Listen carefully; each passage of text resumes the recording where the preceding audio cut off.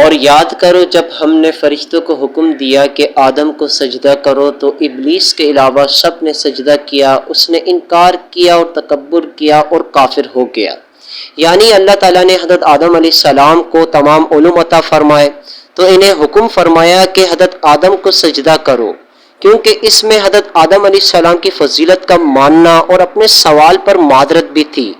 بہرحال فرشتوں کو سجدہ کا حکم دیا گیا اور ملائکہ مقربین سمیت تمام فرشتوں نے سجدہ کیا، لیکن شیطان نے سجدہ کرنے سے انکار کر دیا اور تکبر کے طور پر یہ سمجھتا رہا کہ وہ حضرت آدم سے افضل ہے